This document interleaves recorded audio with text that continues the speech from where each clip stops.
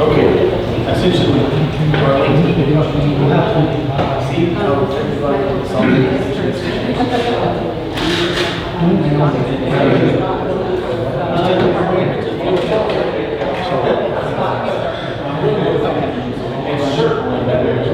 All right, go ahead, sir.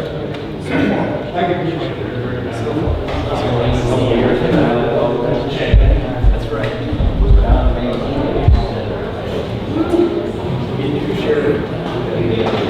All right, well, my name is Tony Lazax, and I thank all of you for coming out. I see a lot of familiar faces that have been about the community, so that excites me. I'm eager to see what questions you come up with. We put together this town hall because as in a group, we were all hanging out, and Stacy was like, hey, I'd like to put these town halls back together again. You know, COVID kind of put us a little bit behind, and you know, reinitiating that. It's got to be a habitual thing where people look forward to it, they expect it, there's some type of normality to it, you know, reasonable expectation that things will happen so that you can pay attention to it. If not, everybody's life just gets taken over. But that doesn't mean their problems go away, nor do they get FaceTime with their leadership in the county. So all the elected officials have always agreed, hey, we will come out if we have issues. And so this month we put together town hall Tuesdays, even when we didn't have specific issues of concern. And in the future, Stacey Ball had said if he gets elected, he'll lead continuing this. And then you could imagine, you know, the town hall, there's always law enforcement stuff to talk about. But then maybe Bill might have something important coming out. Well, Stacey up, hey man, I'm going to come out to your town hall. Then they call me, I start advertising.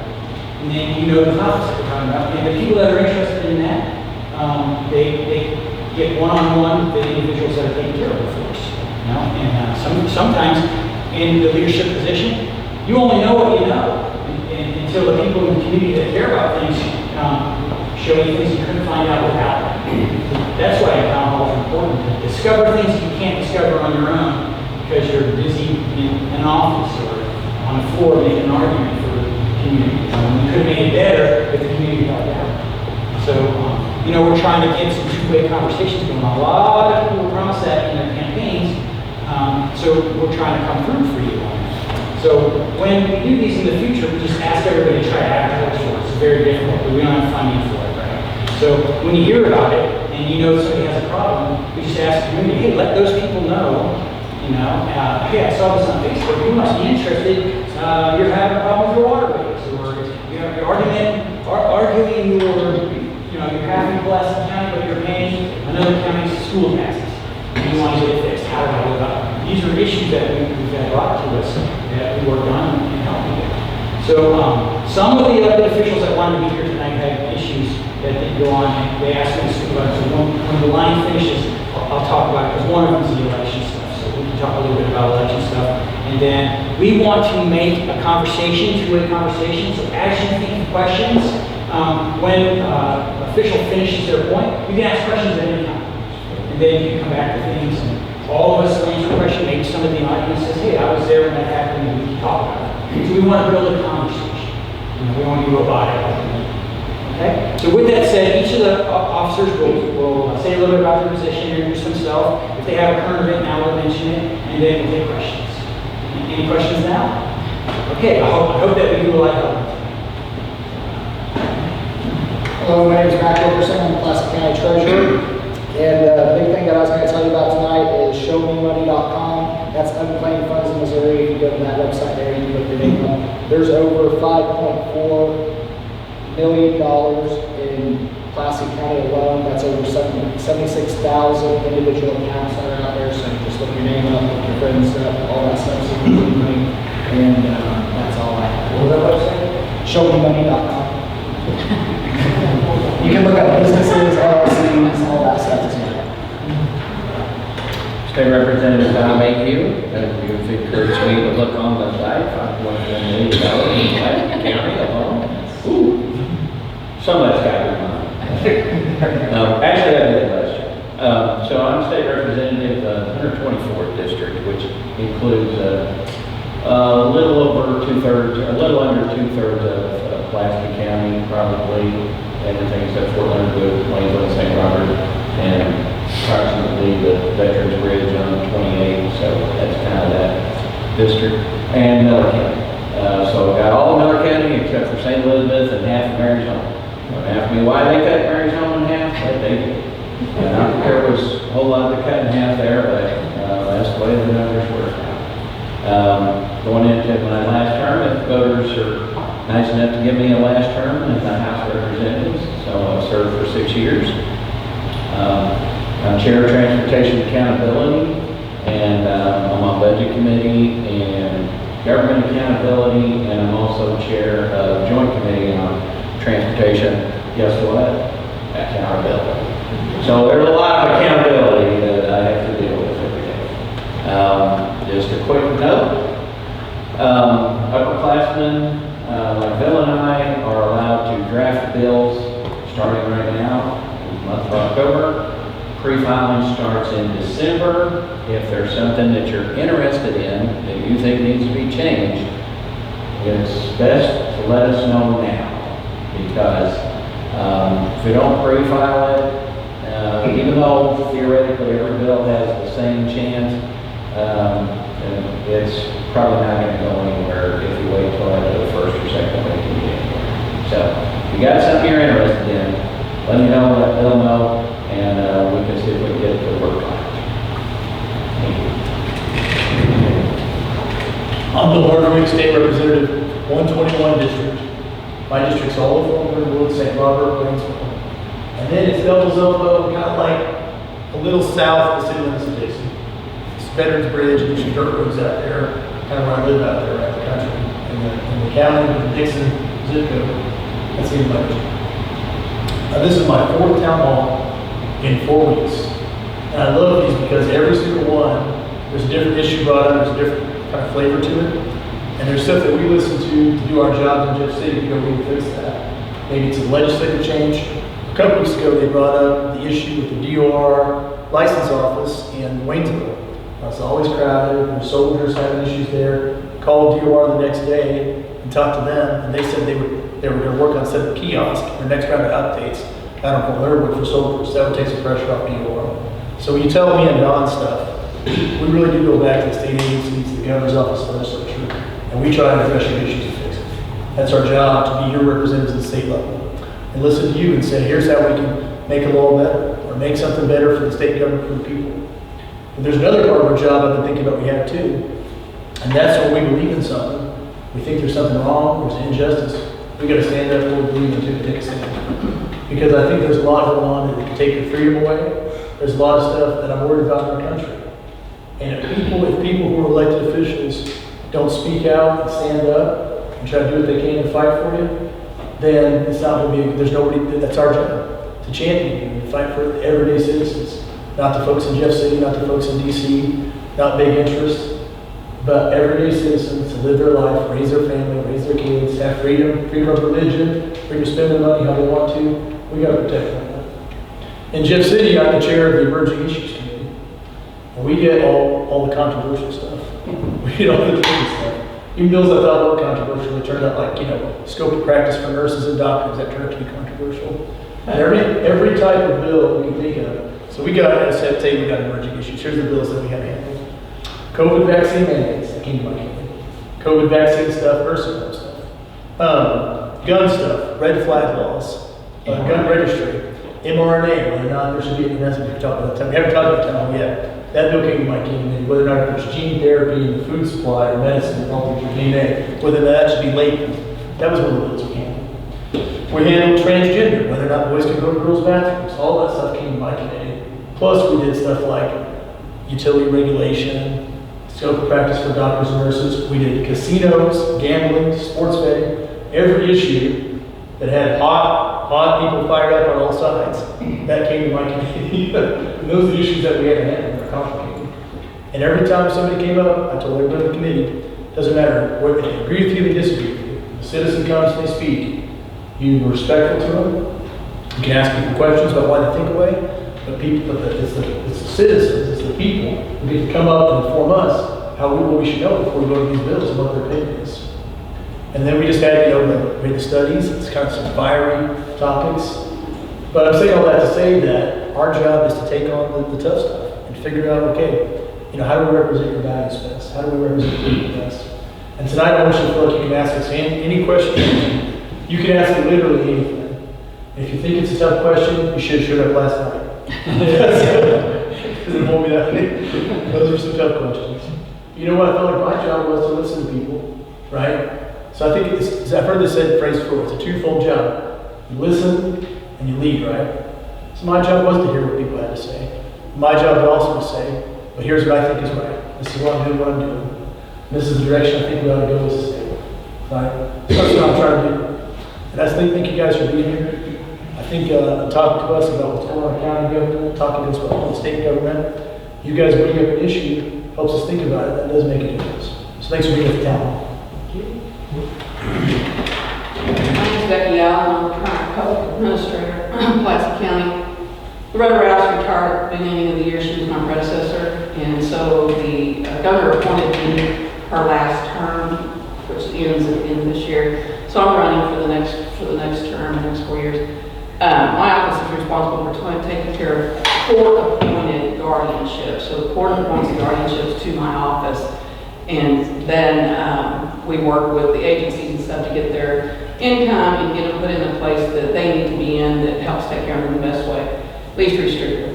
And so we also have all our monthly reporting to Social Security and VA, and we have audits from Social Security, the audits from VA. We're state audited, so our office is really checked and kept in tune. And so I lost my train of thought, I apologize. But we have about 90, I think now, people. During COVID, we lost a lot of people because of the COVID outbreak, unfortunately. And so we're kind of busy, got quite a bit going on. And then now is our busy time for taxes and starts back up again. We got about maybe 2 or 3 months that we can kind of take a breath and get ourselves back together again before it starts all over again. So any questions on guardianship, I'll be happy to answer them. All right, any questions on the tip of your tongue? Something you came with? No? So, Mr. Dave Ernst is our county clerk. And the county clerk's job is to run the elections primarily. He has many other job descriptions, but primarily running the elections and making sure that the county supports all of its citizens in any of their efforts to register the vote, all the way to placing the vote, and then securing that vote and make sure that it counts. Right? So that's his primary job. So we have an election cycle coming up, and there's several election cycles throughout the year. This one happens to be the one that has the presidential election. So we tend to get a lot of people that come out. So in retrospect, the last couple of elections that were not presidential elections, 10 to 20% of Pulaski County voted. The last presidential election, 51% voted. The presidential election before that, 72% voted. So you can kind of gauge where we might be. So if you take those two numbers, we're probably going to be in 60%. That means long lines. The last presidential election, Waynesville, St. Robert, some people waited several hours, and we were 2 hours past the closing of the election, but people were still in line. So as long as you make it there by 7 o'clock, you vote. There'll be a marker at the end of the line. You get to vote. So hopefully, here in Dixon, those lines aren't the same. However, you might not be able to vote on the 5th of November, right? Tomorrow starts. Anybody can vote in the courthouse. Yeah. Okay, so today. Well, okay, so today was still a different level of voting. I set the machines up for tomorrow for everybody. So select people could vote today. Tomorrow, everybody. I saw a lot of voters there today, and I said, "You're the best looking voter I've ever seen." Because they really are voting, right? So any resident of the county can vote at the courthouse. Yes, sir, at the courthouse. Any resident of the county, even on the election day, the last day, can go to the courthouse and vote there. They don't have to go to their respective areas. We don't have the capabilities for us to do that at all locations, although we tried it once. And Mr. Ernst has exactly why we did it. But basically, in short, we don't have the digital capabilities of doing that. But that's coming. It's coming. Yeah. They're going to get it. You're going to be able to walk in the old days, if you went to the wrong polling place, because maybe you were on the line, they said, "No, you got to go to Waynesville." Well, you'd already driven maybe 10 miles to get to where you were at. It's like, oh, crap, you know, I'm not going to win. But in the very near future, no matter what polling place you show up at, you'll be able to hold ballot for your precinct. And if You have to bring your utility bill with you. Now bring your driver's license.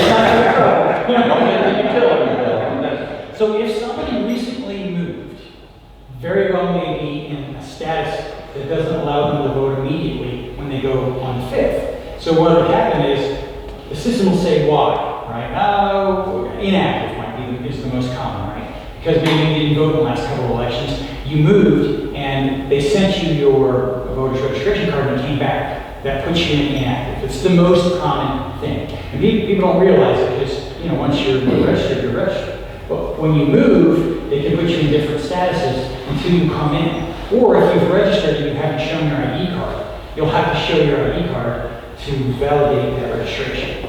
So we can do that as supervisors at the election spot. But if that's your category, it's better just to go in now and do FaceTime with the individuals, the clerks, because we're doing it over the phone while you're in the middle of the crowd. We'll still get it done for you, but it might be a little extra hassle for you because there's a long line. So when I get on the phone, like, I got 6 people in line, can you not hang up on them? Oh, we're gonna take turns. Or we'll give you 2, everybody gets 2, you know, it depends on how busy it is. So you might have to wait for us to get a call back. Could be a half an hour. But if you go in now, 2 to 5 minutes, you're fixed and you're fixed forever. So when we do it over the phone, we then put it on paper. That paper goes to them, and you're not official until they get the paper and they put it in. But if you go yourself, it's official right now. You still get to vote, your vote's still going to count, it's going to go in the machine. You know, human error comes in, pencil, paper, you know, maybe it's wrong, next time it has to again. So either way, you're still going to get the vote. We're just trying to lower that hassle for you. So if you have friends that live in St. Robert and Waynesville, you know, give them a call and say, hey man, go vote now. Vote at lunchtime, go on your way home. Well, it closes at 4:30, so they might not be able to go on their way home. And you can vote on Saturday. So Sunday no voting, and then Monday you vote again. What are we up to right now? When I left, it was 998. Wait, Steve put a number out on that. What was it when you voted? 987. 987. So I would estimate that was, you know, almost the end of the day. We're probably right at 1,000 or somewhere around there.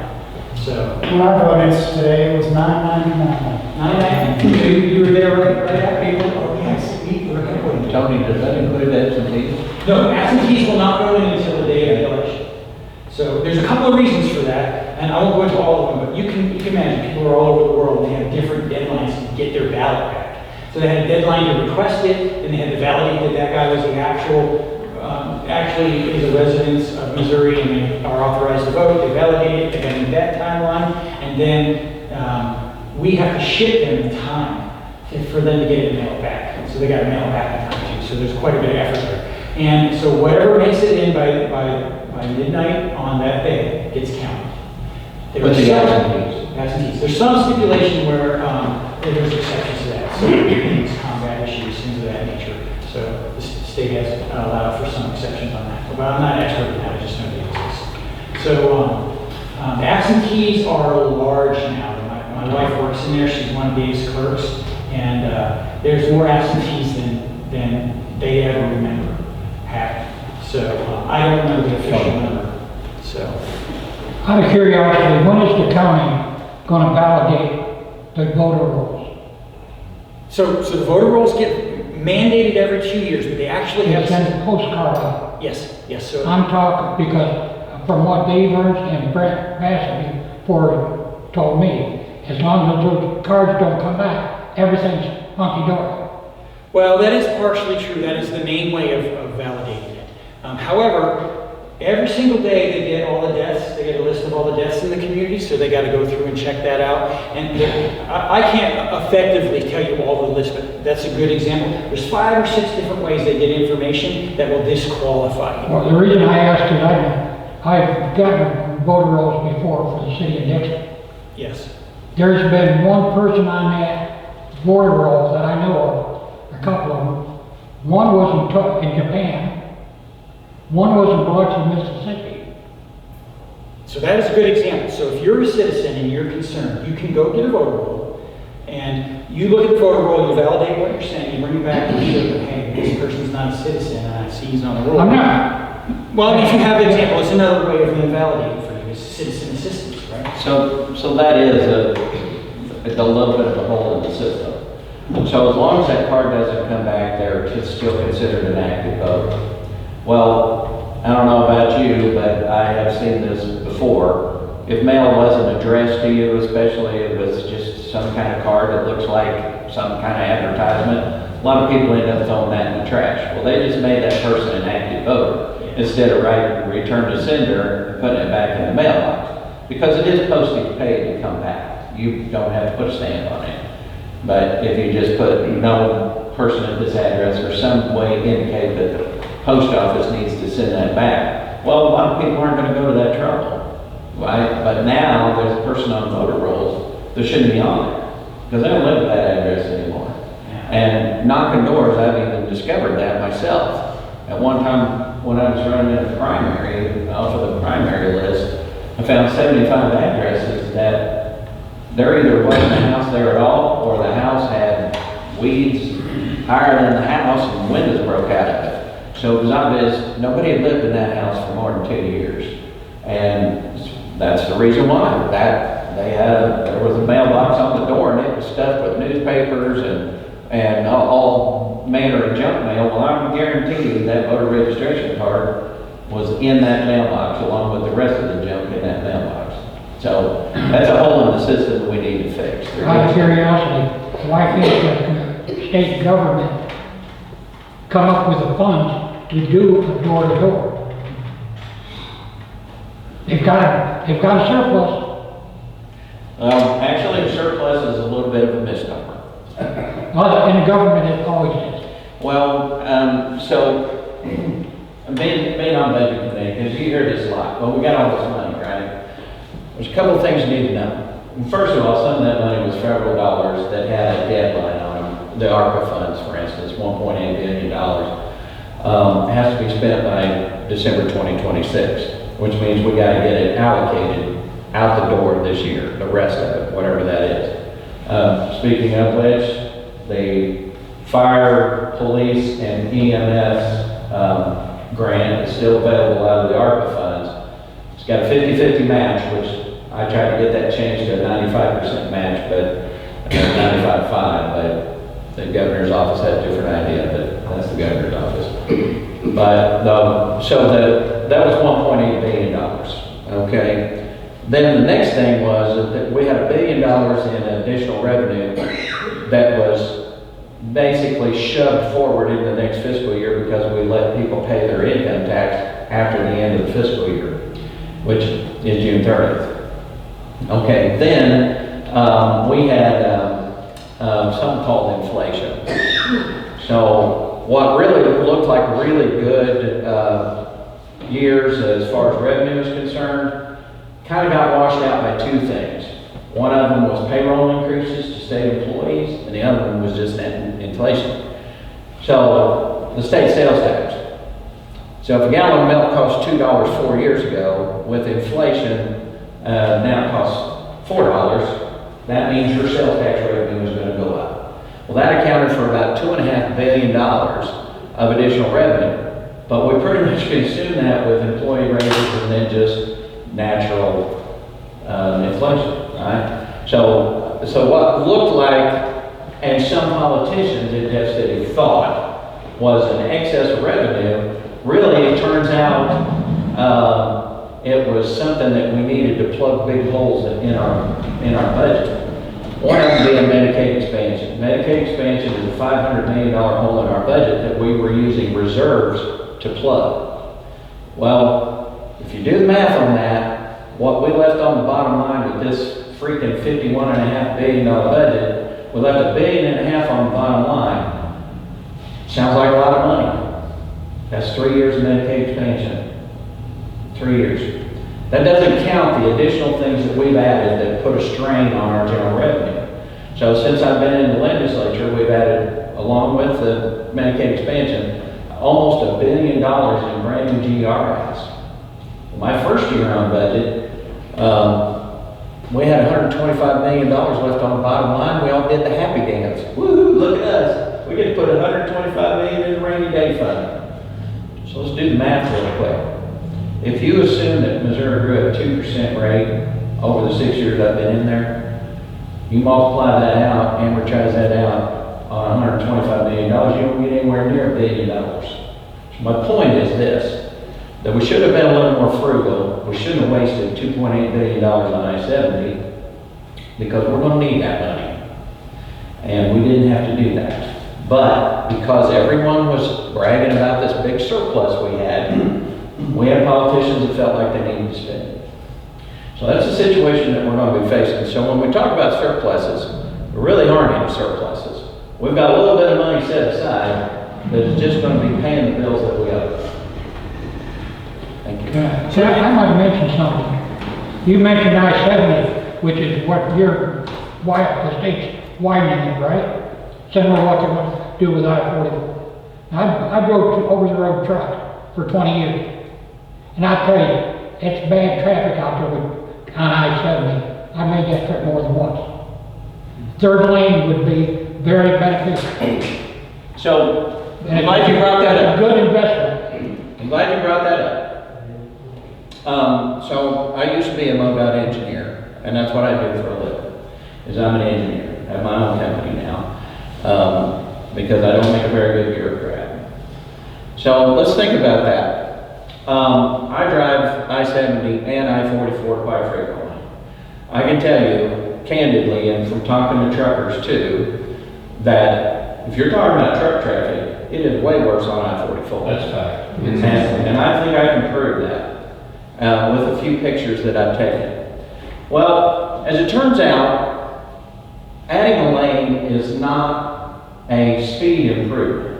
It's a capacity improvement. You add a lane because of increase in traffic, not because the traffic is slowing down. So then we need to analyze. If we look at I-44 and I-70, we measure the service of those with something called the level of service. Both of those routes are level of service C. What that means is that they're right there where they're supposed to be. They're not great, but they're not horrible either on level of service. But that doesn't account for level of service in certain stretches of road. So, in the past, the way MoDOT addressed those things was they would either put in a climbing lane for trucks, right? Or, as they did at Mineola Hill on I-70, they put that inside passing lane in. Well, why did they do that? Well, because we've all seen it, right? We see two trucks get on a hill, right? One's trying to pass the other one. You're down to 45 miles an hour and traffic backs up behind them for miles. Well, it takes about 25 miles to clear that log jam now. I just call that a log jam. It takes about 25 miles. Well, on I-70, you can actually get to the 25 mile mark, right? Because the road is not like this. On I-44, it ain't that way. By the time you hit that 25 mile mark and less than that, right through here, you've hit another one of these hills. And so the trucks aren't using like the climbing lane at Arlington Hill or the one on the Big Piney River. They don't even use it. Why? Because the acceleration lane part of those climbing lanes, the part where the trucks are supposed to be getting up to speed so they can come back into traffic, were designed in 1965. Well, trucks were a lot different back then. And we're still using the same standards. So the solution has been, and MoDOT knows this, they already know this, the solution is to extend those climbing lanes in the places where you got them, or to put that inside passing lane in like they did at Mineola Hill. If you do that in 4 places on I-70 and 6 of them on I-44, 90% of your traffic tie-up problems on both of those routes disappear. They go away. Because now traffic can move at speed through that additional, yes, it is an additional third lane, but it's only an additional third lane for that one particular stretch. So what does that cost? Well, that costs about $500 million to do that at those 10 locations.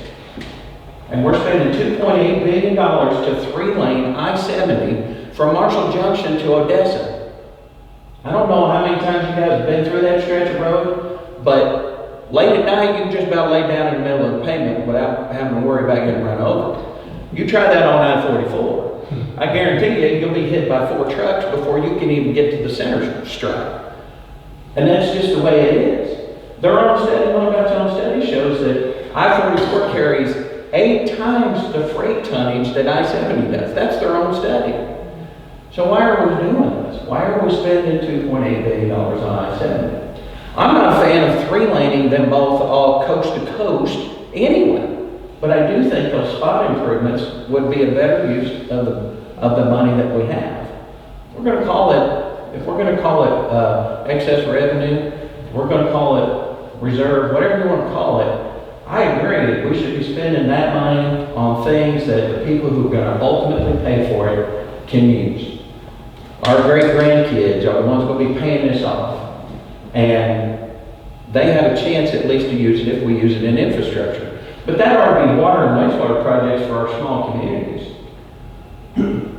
Safe drinking water is a whole lot more important than being able to pass a truck anytime I want to on I-70. I don't care how you shake that one out. And yet, in my district alone, I've had 4 communities in the last 2 years that have had boil orders. Well, only problem is what? There are 2 state representatives for Pulaski County, and how many of them are there for I-70? Even if you took every state representative along I-44 and compared that to every state representative and senator along I-70, we wouldn't even get to half. Now that's a problem with government right there. That's a total and complete waste of money. So the widening on 44, the debacle they have going on over there, like that money, in all honesty, should have been allocated to Pulaski County and the hills that we go with all the crashes and fatalities and stuff that was going on over there. Is that the same, because that's a flat stretch of highway they have destroyed for a long time now. And so good, excellent point. When you look at a map that the highway department puts out, this is not some right-wing conspiracy group that puts this map out, it's MoDOT puts its map out.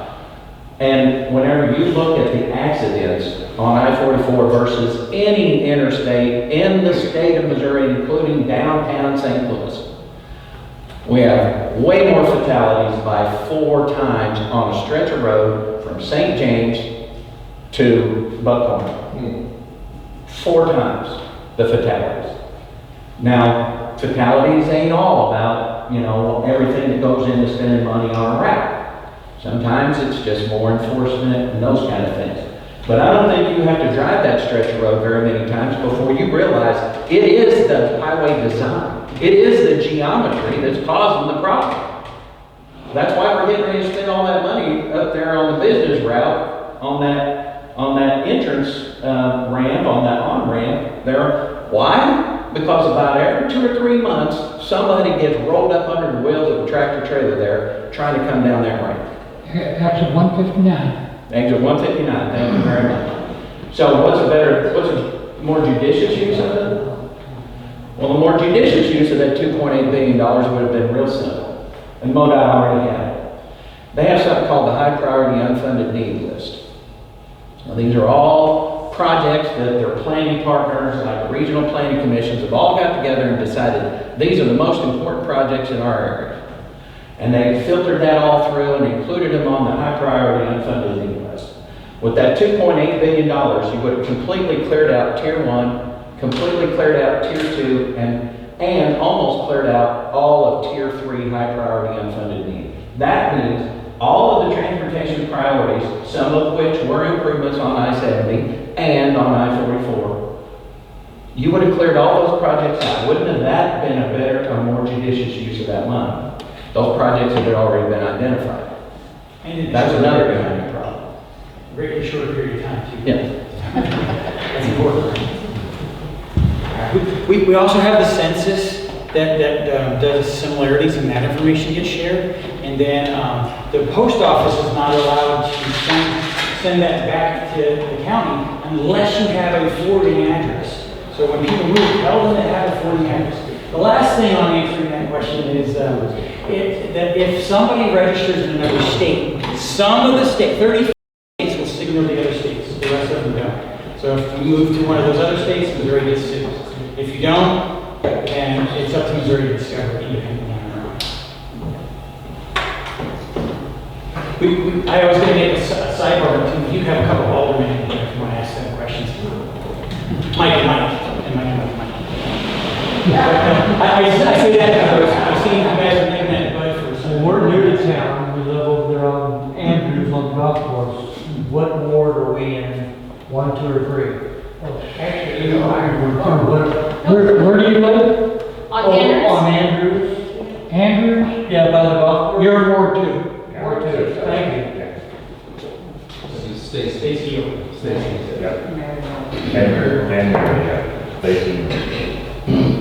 So in the legislative business, how do we find out when committee meetings are that are discussing certain topics of interest to us? If you go to house.board.gov, there's a tab that says hearings. And every week, and as soon as the hearing is scheduled, it can be a couple weeks out. But every week you can see every hearing that's noticed up. And you just gotta click on the link and it'll say these bills are being heard. The order they get heard in, the format is the per diem change. But every single committee hearing is scheduled on our website. And then when the committee hearings happen, you just can click on the live feed. You can see all the things that we say and do or we're trying to figure out legislation. It's all on that website. And, of course, that's kind of hard to sort through 1,800 bills. So, if you do run across something, or if you hear about something, if there's something you're interested in, let us know. If you send us an email address, then we can kind of keep you up to date on when that's going to be in committee. I do that with folks, like I got a couple of bills that have to do with the sheriffs. I send them an email out so that they can have the opportunity to come and testify. But you don't have to show up in person, although I would love you to. I would love it if you showed up in person. Because I'm sick and tired of having committee hearings where the only people who testify is a couple of lobbyists. I already know what they want. I already know what they're going to say. But real people showing up and getting involved in their government is pretty important. But you can testify online by submitting a written testimony. That's okay. There's nothing wrong with that, and that can be just as effective. But you know, if you can, if you have the opportunity, please do show up and testify. And let us know face to face what it is that your concerns are. That's really important. Do you have social media or some way that you can get out the word? Do you have a particular issue you need Yes. someone on? Yes. Yeah, we're both on, just Don is Don on social media, and I'm Bill Hardwick on social media, our names. Go to our Facebook pages. On Facebook? Yeah, we're both on Facebook. Yeah. And if we, you know, but I think both of us are responsive, that's just, or if you call our office, is something you care about. But yeah, there's sometimes we want you guys to count, like Don had his catalytic converter bill, which also went to emerging issues, he voted out. Yeah. A lot of catalytic converters. We voted, I voted out a committee, we said it before. But a lot of catalytic converters were being stolen, and that was his issue, and some people from Blaston County testified to that. I don't know if it's appropriate to ask this or not, but since we have them here, we've got these amendments coming out in this proposition. Do you have any, briefly, do you have any key points on these issues? You that want to we know aware of? Which Did you run through half Do you have a primary one you want to start with? I'll just go through I was going to shoot my game. two is sports. Gaming, one I like. Yeah, then it's two is sports betting. Right? So sports betting is a controversial issue because there's 13, real quick, there's 13 casino licenses in the state. So our nearby states have sports betting. The casinos will use the skin from the license to say that you can go, you can bet on your phone on the Chiefs, the Cardinals, whatever, okay? So when the gambling is a big issue, and it does say in the Constitution the gaming and lottery statutes and that proceed goes to education. The issue is whether or not, you know, we take money from general revenue, whatever. But what happened in this case is there was supposed to be, we tried to broker a compromise with VLTs, with the machines in the casinos, with the people who do the peer-to-peer software, with the sports teams. And the casinos didn't like it, and so they walked and said they should put it on the ballot. Okay, so do I think there'd be some money that goes to schools? Yes. It's up to you whether or not you want people betting on their phones, right? And there's revenue collected for that. And but you know, some people say, I kind of think the people who make money off of it so they can make money. So I'd rather stick at something fair. But it's up to you if you want sports betting, go for it. Three. Before we get off that, We do one at a time. Okay. yeah, before we get off that one, now, He has a question. go Is it ahead. got the same format though, with the lottery and Powerball and Mega Million and all that? That amendment is almost exactly word for word Dan House's bill that didn't pass the legislature. It's a particular bill. So it's not dissimilar to the lottery format. The lottery is constitutional. It says after administration, all proceeds go to education. The money goes back to lottery. So the point to be made on that is the advertisements make it sound like there's more money going in education. But the way you should look at this is earmarked money is going to education. A few years back when the lottery passed, everybody said, ooh, the evil legislature took money out of education and replaced it with the lottery money. That is 100% true.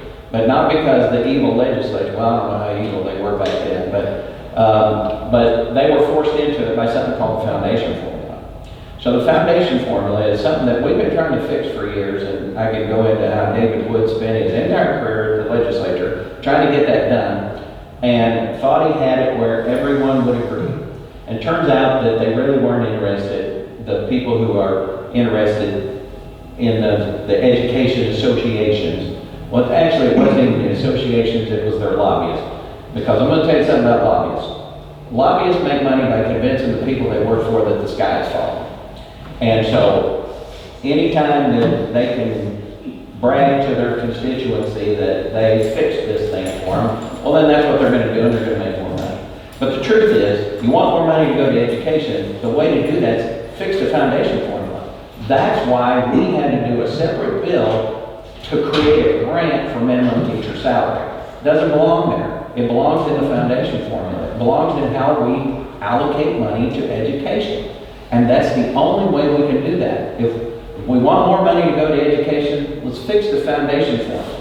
And that's how it works. So that's a little bit of a stretch there. The other problem I've got with that bill is that the Cardinals and the Royals make a lot of money off of it. Okay, maybe I don't have too much of a problem with that. But you know who else makes a lot of money off of it? MLB and the NFL. In fact, they get a cut off the top. 10% of the money is supposed to go to taxes after expenses. Well, after expenses means all the money that is paid for licensing fees from the NFL and after they paid out prizes and all that stuff. You show me a business, any business in the state of Missouri, where you're guaranteed that you won't lose any money. Well, this ain't one of them. They're guaranteed they're not going to lose any money. They might not make any money, but they're guaranteed they're not going to lose any money. And who suffers that one? Well, it's whatever that 10% that we were going to get that was supposed to go to education. So I have some issues with the bill. I'm not fundamentally against gambling per se, but I am against this bill. That's just me though. Okay, keep going. Amendment 3? Amendment 3 is an absolute no, as far as I'm concerned. I had a chance to dive into it more deeply last night, and now I'm even more convinced there's a mental health loophole, there's a what viability loophole is. I think you give a right to abortion all 9 months for pretty much any reason. I don't think that should be in the Constitution. I got told last night I should keep religion out of it. But I did talk to somebody today, the vice chair of the Democratic Party, who called me, and I was going to talk frankly about it. I said it's not any different than Melech and Baal, Pharaoh, and Herod, right? You should protect little kids, protect innocent life. That's my position on it. Not pro-abortion. I'm just kidding. Go ahead. I don't know, there's a few of my 13-year-olds. Okay. But the reality is that this bill does a lot of things that people don't think that it does. Probably the most egregious one is what's called fetal viability. Right now, state law defines what fetal viability is, and that is basically a child born alive with assistance, right? They need a mask to breathe or need an IV or whatever. Well, they changed the definition to without extraordinary measures. In this amendment. In the amendment, changes it to without. That's a much lower standard. And then you know who is the person who gets to decide what extraordinary measures are? The healthcare professional. Okay. Now, if you think that means doctor, you would be wrong. Healthcare professional could be anything from a CNA to an EMT to a doctor. So we're going to allow, oh, and by the way, it also includes in there, they can't be prosecuted for a crime. That's right. So if something they did results in the death of either the mother or the child, they can't be prosecuted by the Constitution. So, first of all, they've lowered the standard for fetal viability.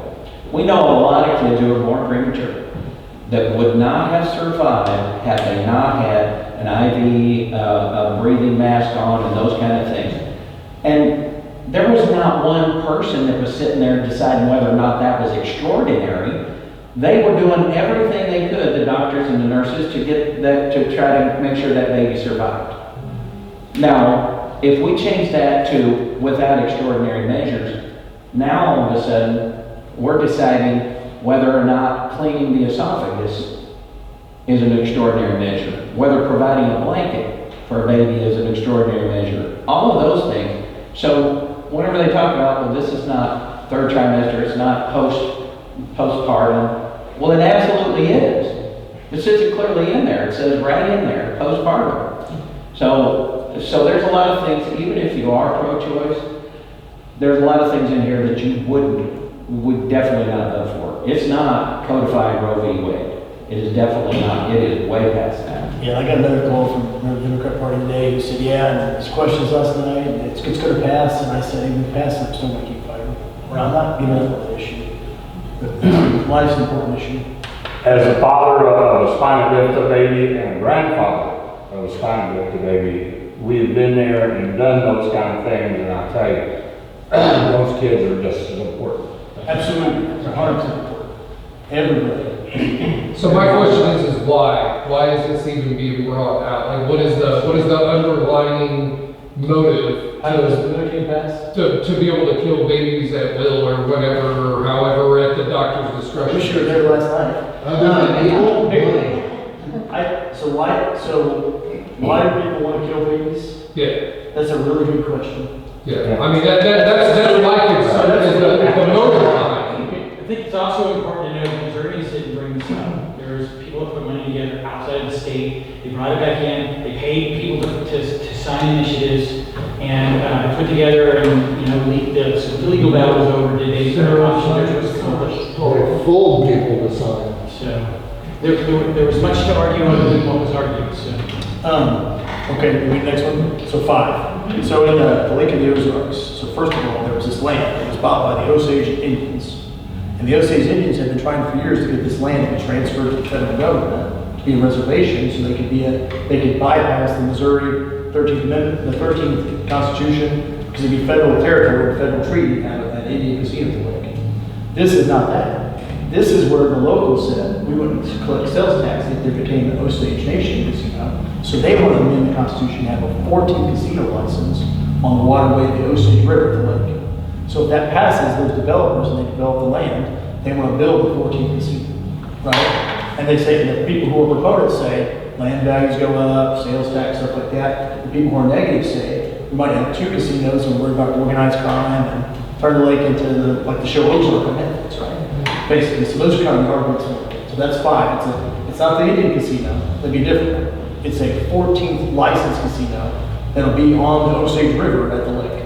That's 5. If you want a casino there, you vote yes. If you want to, you vote no. The Indian casino isn't subject to a vote of the people of the state of Missouri.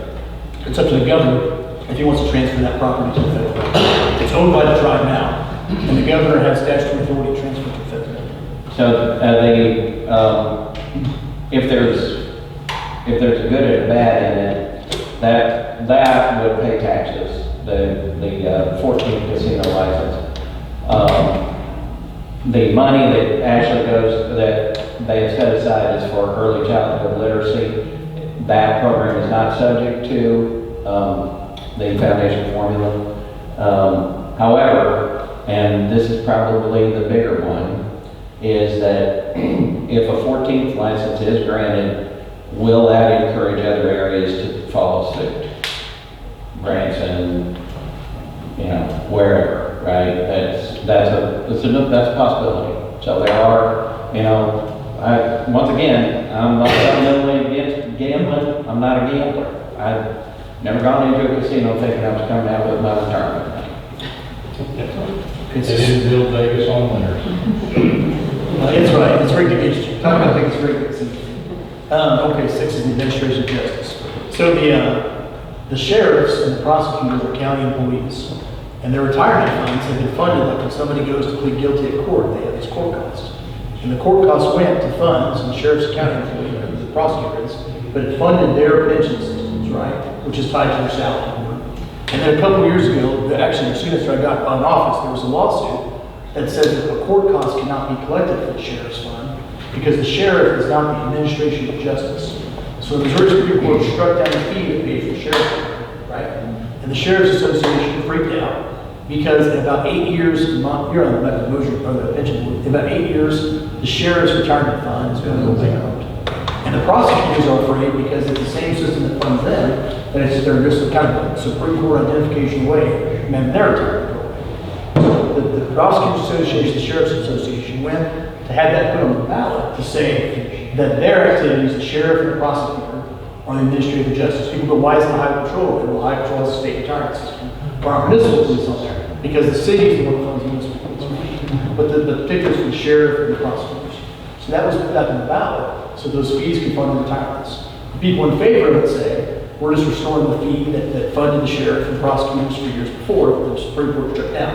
The people who are against it say that if you have a fee that's associated with people being pleading guilty, it creates an incentive for the prosecutor and the sheriff. That's the pros and cons. But so to put on the ballot, I voted for it to go back on the ballot because the sheriffs and prosecutors were like, we need to maintain a system to stay liquid. You know, and if we don't do something, then they're going to run out of money. And you want, when people become sheriff, you want them, and they work for 8, 12 years as sheriff, it's a tough job. Every single one of them is going to complain to him at some point, right? We want to have a pension. So that's 6. Well, and also, you want to encourage your best and brightest to be certainly sheriff. And we passed a law enforcement sales tax here because we wanted to see the go up for the deputies. And that, unfortunately, we had a lot of things conspired against us after that, you know, with the inflation kind of took away any raise that we were able to give them. The point is well taken, that it might encourage folks to pad the account. You know, I think that's a bit of a stretch, but at the same time, trying to pass a sales tax, for instance, to fund that particular program would be a challenge. Hey, a tax is kind of like the old rose by any other name till smells sweet or bad in one particular case. It's a pay me now, pay me later. The fees that we're talking about are court fees. So the only way you're going to pay that tax is if you go to court. Well, some of us do occasionally. Some of us have a heavier foot than others. Just saying. So that is another tax that you are going to pay one way or the other. But. Okay, so 7 is my favorite one. So 7 has 3 parts to it. 1, only U.S. citizens vote. 2, that we don't have ranked choice voting. And 3, the plurality winner primary becomes a nominee. So first of all, U.S. citizens voting. Some people say only U.S. citizens vote now. I do think that illegal immigrants are voting in some places in our country. I don't like that at all. You have to be an American citizen. And the clerk in Raleigh will tell us that they think in Raleigh, in S&T, there are some people who aren't American citizens who they can't identify based on their identification because your license doesn't say, or your ID card doesn't say you're a citizen or not, and they register to vote. There's no way to verify. So I think it's fine that our Constitution, I want our Constitution to stay, only U.S. citizens vote. Ranked choice voting, and there's different versions of ranked choice voting. Some people call it general primary, where in some states you go and you pick your top 3, in some states you pick your top 1, and then somebody's got to get 50%, so there's a runoff. And the problem with that, I think, is that, so right now, if we got the Republican and Democrat Party, and we got us candidates in primary, is whoever gets the most votes wins. So that person's got to go to the most people and get the most Republicans and most Democrats that vote for them. But I think if we have ranked choice voting, 1, it's kind of a complicated system. You're not really picking the guy who wins. But 2, I think that's a way for moderates, people who aren't conservative, basically, to win those rural elections. I think that's where the push is from. It's like a George Soros push, actually. So I don't like ranked choice voting. And the plurality winner means that somebody can get less than 50% and be the nominee. So like Kehoe won the nominee for governor. And Kehoe got like 40%, he didn't get a majority, he got a plurality. He's the nominee for governor because most people primarily voted for him. Like Denny Hoskins got like 25-30% for Secretary of State. He's the plurality voter. So what it would say is it's like exactly the system we have now, right? It's the person who gets the most votes in the primary automatically becomes that party's nominee for the general election. People in this one will let I'm not trying to celebrate intelligence. People all the time say, why can't I'm a Democrat and I want to vote for a Republican in the Republican primary. Why can't I vote for whoever I want to, Democrat Party? It's because the primary isn't electing a person to office. The primary is that political party saying, I want to be the who's we're selecting our nominee for this political party. And if you don't want to run Democrat Republican, there's a process to get signatures and run as independent. But the primary is not picking the office holder. It's those parties picking who they want to put forward for the ballot. The Republican nominee, the Libertarian nominee, the Democrat nominee. So that's what this law would say, which we have now. If you get the most votes in the primary, you're the person who's on the ballot. So in practice, we have at least 2 states that I'm familiar with that have ranked choice voting. One of them is Louisiana and one of them is Alaska, and it's called a jumbo primary. And so the top 2 vote getters in the primary, it's not Republican and Democrat primary, the top 2 vote getters there face off against each other in the general election. And so imagine this scenario where you had, like in our case here, we had 3 Republicans who were running for governor, who were all gained together reasonably close, within 9 points of each other as far as percentage of votes were, right? And so then if 2 Democrats had entered that primary, right? And either one of them would have gotten above, or both of them would have gotten above that 28% average, let's say, of those. Well, then those 2 Democrats would have faced off each other in the general election, but there were more Republican votes in the primary. And that's the danger with the jumbo primary, and that's exactly what happened in Alaska. So the theory is if you have one of these primaries, you just pack the ballot with a bunch of people who you want that are on your side, so to speak, and then you dilute the votes so much that a handful of votes can make the difference and make you win, even though you are way below a majority. And that's the danger. So this is putting into the Constitution what you've been doing in practice anyway? It's going to prevent putting into practice a ranked choice voting primary and jumbo primary. Okay. It would keep us from passing a law Yeah. that said that you can do that. Right, and even after we're gone, legislature comes in, they couldn't pass a law that ranked choice voting. I think the ranked choice that works against us the worst is probably the most likely that would happen here in Missouri. So many of our elections, the Republican primary wins the election. But let's say they would go on the top 3. And then in the general election, now you have the top 3. Whichever one is the most leaning toward your direction that's not conservative Republican could actually get elected even though they were last in the Republican. And so all the outsiders, independents, and the people that are on the opposite side of those individuals could elect the poorest choice according to the populace. Speaking of immigrants, is there any way, or is there a law already on the books for on their ID cards, you know, like vertical or horizontal? You know, is there any way to say these are non-citizens on their driver's license? So that'd be a big key in November 5th. So here's how, it's all the background, and Don, too, the clerks in Phelps and the clerks around here said this is an issue. We talked to clerks, they go, there's nothing on their driver's license. Right. So guess what legislature did? We tried to pass a law that said that the driver's license or the ID is going to say, if you're a U.S. citizen, it doesn't have to say your ID, you just say U.S. citizen. Right? So the ID that's presented to the clerk when they register to vote, when you go vote, knows that their person's a U.S. citizen, they can vote. So that was a bill that we had to identify that. And that had a massive debate in the House. That was we all got called Nazis, that were racist, that was whatever name you could think of. That was the fight. So and this often happens. But by the way, I'm opposite of Nazi. I'm a conservative. I love freedom, right? Right. Opposite of racism. I think that what you do on your own, you're on your own, right? So this often happens when we're called names like that. And if you vote for this, you're a racist. And I still vote for it because I know I'm not racist, and I think it's what we need to do. It's like common sense to me. Do you think you could go over to China, which China's elections are kind of a joke? You think you could go over to China and be like, I'm just hanging out here, I want to vote, right?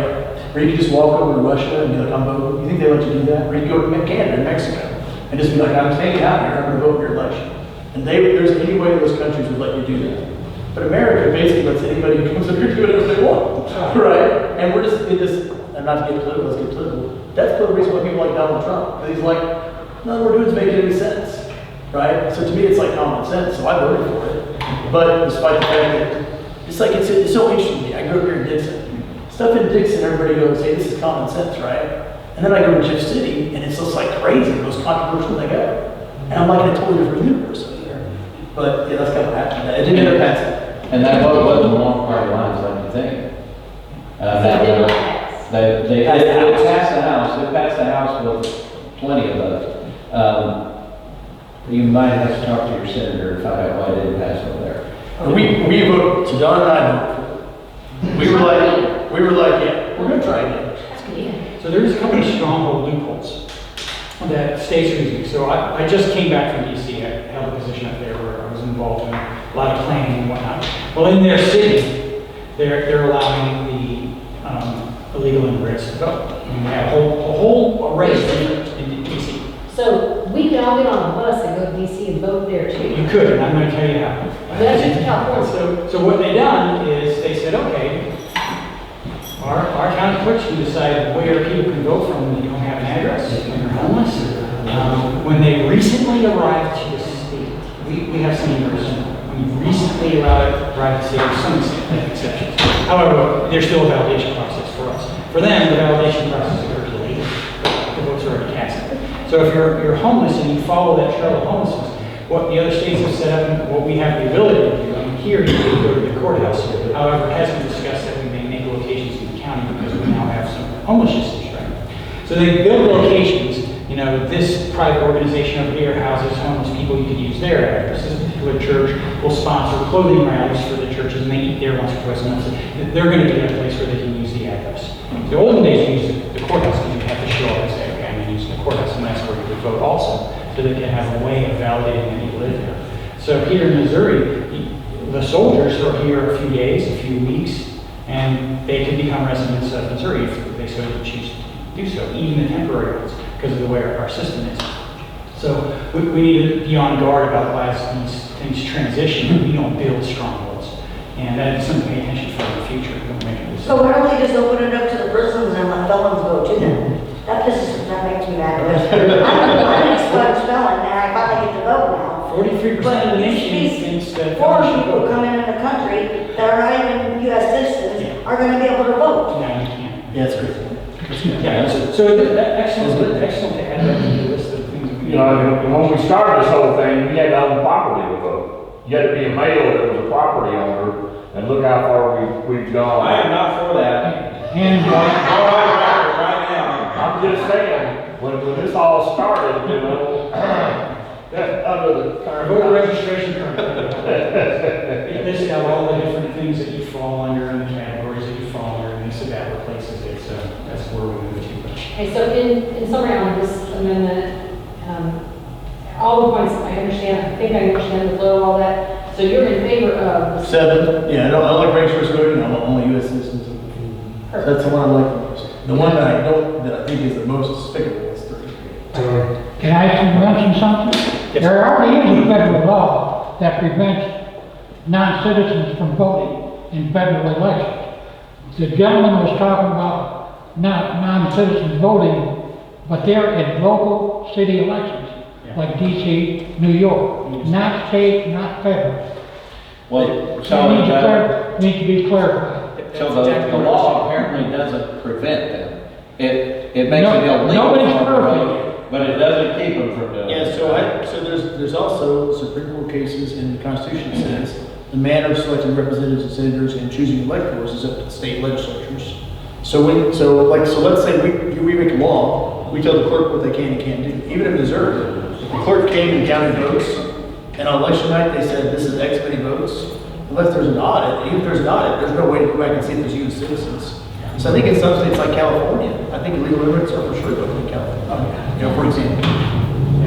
Yeah, because it takes dedicated effort by the staff that are responsible for counting those votes to make sure that it's done correctly.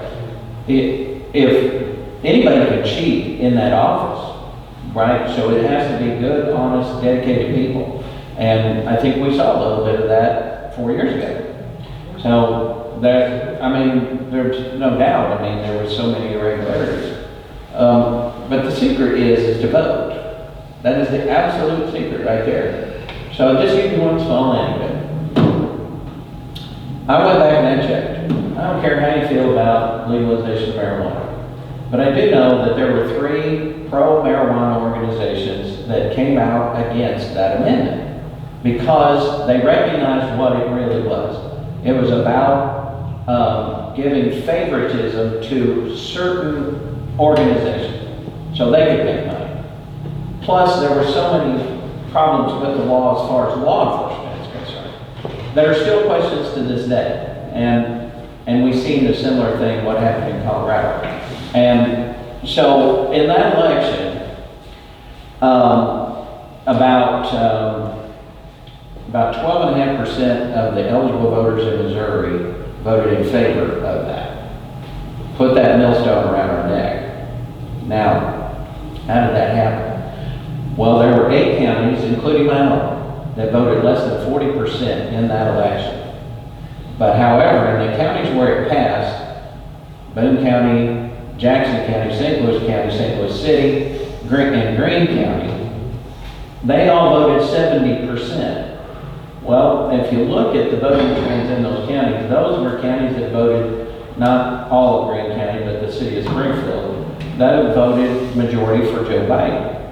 The 8 counties that voted less than 40% voted majority for Donald Trump. So I'm going to say that those folks were probably Republican or lean Republican, right? Would vote the way that I do probably most of the time. But they voted less than 40%. Had they just voted what they normally do in a presidential election of about 51 or 52%, marijuana would have failed statewide. So what does that mean? Well, that means your vote really counts. You need to show up to vote. And we have a problem in the rural areas where we have a significant number of registered voters who are not bothering to show up to vote. Now, I don't know why that is, but I've heard some of the excuses. Well, I want to serve on jury duty. Well, I got bad news for you. Jury duty is not decided by the voter rolls. That is one source of it, but it's your driver's license. If you've got a driver's license and you haven't been called for jury duty, you're just lucky. Right? However, I think that serving on jury is just as important as voting. I've had my Missouri driver's license for 4 months. I got a notification for jury duty. There you go. Just perfect example. Low hanging fruit, right? You were the last guy in. And so what the point of that is that all the excuses in the world, oh, I'm too busy or whatever. Well, if recent developments haven't made you decide that you need to do your civic duty and get out and vote, whichever side of it that you're on, well, I don't know what will. I don't know what it takes. So my observation, I've seen that it's a lack of trust, and why does it matter anyway? It's literally what, like, the people that should be prosecuted that aren't prosecuted, the being bold-faced lied to, the hidden facts, the bills, all the things, and they don't want to feel responsible or say, well, it doesn't matter anyway because it just don't matter. And that is an excellent point, and you know how you fix that problem. Yeah, prosecute the people that are criminals trying to destroy. By voting so that folks like that don't get elected. Yeah. So a good example is the prosecutor in St. Louis. She refused to prosecute murders. Murders. Okay. Well, she got voted in. But she got voted in with about 25% of the registered voters in St. Louis City. 25% because people just weren't voting. So what happens when people vote, right? Well, if they show up to vote. I will tell you something about political advertisement. All political advertisement, not one of them is trying to convince you to vote for me. That's not what it's for. Political advertisement is to convince you that your guy can't win, to frustrate you so you won't show up to vote. That's exactly what it is. To watch some of these ads, right? Oh, it's too late, your guy lost. Look at this polling data, right? So you say, oh, my guy lost. Well, no, you did. Self-fulfilling prophecy, right? You don't show up to vote for your candidate of choice, guarantee you they're going to lose. And that's what you need to do. Can I throw in something? Between 2016 and 2022, 801 people lost by one vote in their elections. So think about that. If you don't vote, that could be the difference between somebody that you're supporting winning or losing. That is amazing. Another thing that the American people have a problem with, is this town needs help. We need new water towers, we need new water lines, we need new streets. And where's our money going? Ukraine. What the hell's going on there? They're not our citizens, we're our citizens. Get the money back into the United States. Yeah, absolutely. That's absolutely right. You're doing all these other countries and getting involved in that kind of stuff, they're not taking care of people. It's like the hurricanes in North Carolina, it's like hurricanes back to back. The federal government could take care of these people. And they're We're approaching $36 trillion in debt, and what do you get to show for it? A big bloated Washington DC. You talk about the Beltway now, I mean, it's 100 miles across, and that's all we got to show for it. The 5 richest counties in the United States of America surround Washington DC. They don't mine anything, they don't farm anything, they don't manufacture anything. No, they know when those things are gonna be done, and they get to play the market.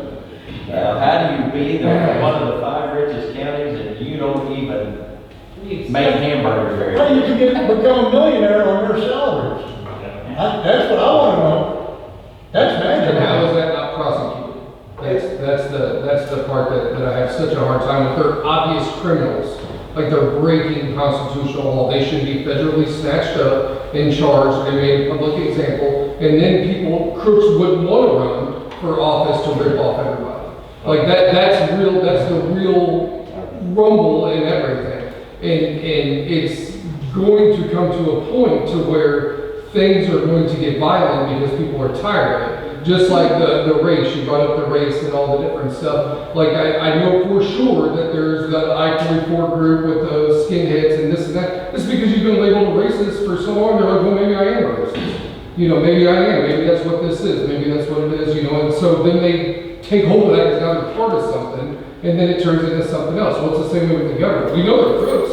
Nobody's doing anything about it, so who's gonna step up and actually be like, okay, this has to stop, or we're not going to have a country. It's going to be a one world situation to where the top 1% that runs everything are actually going to run everything. And that's what I feel like is being torn down in our country right now. And it does come down to voting, but then you don't trust the polls, you don't trust the ballots, you don't trust has it been tampered with, who's doing this, who's doing that. I feel like it's such a huge issue that we're almost overwhelmed as common people that aren't in DC and in the political area to be able to see what's really happening. All you're seeing is media, brainwashing, social media, all of the things that are going on, and it's creating real havoc, like underlying rumbles. And it's obvious. People are really, really upset. Oh, yeah. That's what they want. And that's in the back of the trunk. That's why you see incumbents get ousted. Because they get up there, they get fat, they get happy, and wine and dine in this lifestyle. And they forget that they're there for the people and for justice and to serve the people. They lose touch of that. And people feel more and more like their government in DC and Jefferson is just not representing the people, not helping the people. And the people, and you see things like election outcome, you see things like talking about Ukraine, you see things like the government's debacle and incompetence in the government level. You see people who are in the political class getting away with murder and crime, whereas people who seem like they don't have any money, they live out here, their lives are hell, right? And so people are really sick of it. And I get that, and that's really honestly what I'm trying to do. That's what I'm trying to do in office, and Don is too. I'm trying to protect that.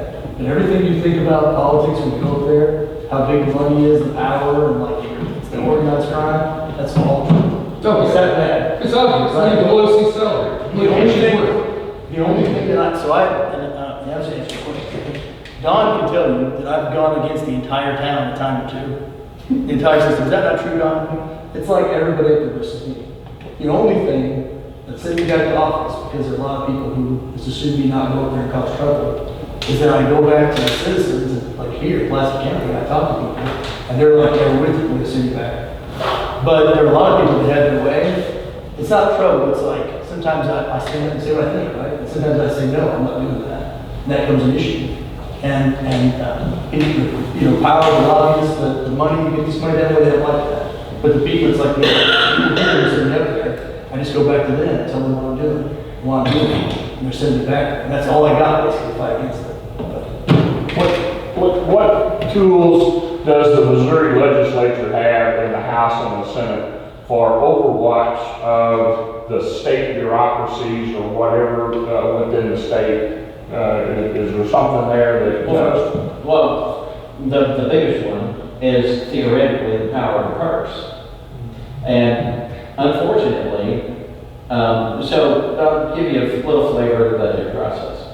So we start with the budget on our side of the building in the House. And we take the governor's recommendation, and keep in mind that the governor is only making a recommendation to us. It's not the governor's budget.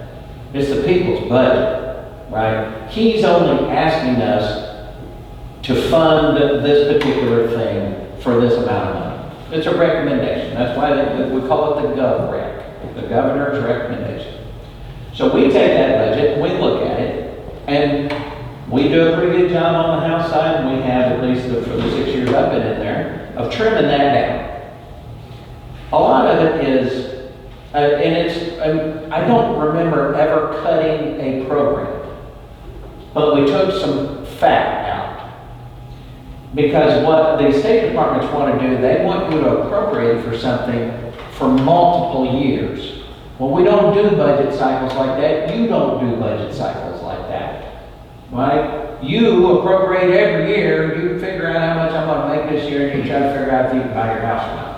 Well, our budget works the same way. It's an annual budget. And so what they'll do is they'll stack in money into a program. Well, it's our job to go in there and cut that fat out. And so when we send the budget over to the Senate, it's fiscally constrained. We have a balanced budget amendment in Missouri, and we make sure that the budget balances, right? That's our job. We send that over to the Senate, and then the Senate does their own version of that. However, they don't have something that we have, for whatever reason. They don't have the balancing rule over there, where if you're going to add something to the budget, you have to cut something out of the budget. Now, this is all based on something called the consensus revenue estimate. That's how much money we expect to get in that fiscal year. And so if you bust that budget, well, then you're violating the Constitution of the state of Missouri. Well, so the problem has always been is then the Senate does whatever they want to do. That's how the $2.8 billion for I-70 got shoved in the budget. So that wasn't very fiscally constrained, nor was it wise to do, in my opinion. But when it left our side of the building, it was pretty close to what the governor had asked for on that $800 million, and it turned into 2.8 over in the Senate. So the point of all of that is that is our biggest hammer, and yet half of our partner doesn't want to help us with that kind of oversight. You know, that we are the half of 1/3 of the government, right? We're the legislative branch, and half of it is the Senate. Well, where we need to be fiscally constrained, like we should have been in this last 2 budget cycles, we weren't, only because of something else. Is all the folks who made these decisions ain't gonna be here when the crap hits the fan. They're gonna be turned out. And so on the hammer part, the oversight, we do a fair amount of oversight. We have a little bit of authority under being able to file legislation. But honestly, our biggest hammer is the budget. That is where we can make the biggest difference. And unfortunately, we cast that away for whatever reason. Yeah, but, so every department comes and they testify to the House and Senate budget process. They say how they're spending money. And people like Don's very good at it, asking how they're spending their money, if they're spending on what they're supposed to be on. They're enabling acts that set their authority. That's generally true. But Missouri also has Missouri also has this whole administrative state that's not subject to legislative oversight. Well, first of all, there are two departments that are not funded by the legislature, MoDOT and the Conservation Standard Program. So that means if we go, hey, MoDOT, we don't like what you're doing, they just say, we don't need you for funding, we have our own constitutional authority. I think it's bad, because that means you have a government that doesn't answer to the people, it doesn't answer to the legislature, it does its own thing. And then in Missouri, we got all these boards and commissions that make decisions. They're appointed by the governor, sometimes they're selected by legislative members, but they have this legislative and executive function. And then they're kind of making decisions, and people go, why can't, it's like we're elected, right? And you guys say, fix this thing, and we go try to go to MoDOT, we go to the board, and they say, we don't answer to the legislature. To me, they're outside their mind, they're not answering to the people. So there is oversight over the agencies set in the Constitution, like public safety, highway patrol, Department of Agriculture, stuff like that, DESI, right? But the ways that we use control over having oversight over them is the federal government conditions money on us, they've been doing certain things. And they want the federal money before they want to listen to the people in the state.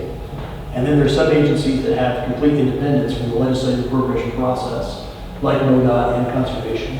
And then we've created this whole administrative regulatory process that's not overseen by anybody, so which is bad in my opinion. And that's your point too. Everybody in government's got to be accountable in some way.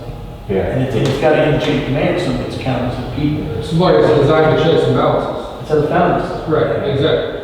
Bureaucrats get so busy patting each other on the back, they forget what they're supposed to be doing. So I'm on November the 14th, I'm having a committee hearing down in Shannon County, Missouri. It's concerning essentially what you would consider federal overreach in those counties. The federal government, the National Scenic Riverways, have taken it on themselves in some cases. In other cases, they had an agreement, but in some cases, they're closing county roads because they didn't want people driving down those county roads. Now, these are roads that people have been using for years, and a couple of them had fords where, for those of you who might go back a few years or remember, we didn't have low water slabs, we had fords, right? And that was where you just drove across the creek bottom to get from one side to the other, and if the creek was up, you didn't go across it. Well, these were similar situations. Well, they decided that just didn't fit in with the park very well, and so they just closed those roads down. And the other thing that they do is they stop people for all kinds of violations, tail light out, license plates. The chief of police in one of our communities down there was stopped and threatened to be arrested because he didn't have a rear plate on his truck and he was pulling a trailer. And he tried to describe to them that, well, in our state, you don't, if you're licensed over 12,000 pounds, you don't have to have a rear plate. And they said, well, that ain't their law. And so they threatened him, took his sidearm away from him. He said, you can't do that, but I'm not going to fight you on this, because I've got other things to do today. Let's just get through this and go on. But they hassled him as a chief of police, a law enforcement officer in the state of Missouri. Right, that is way federal overreach.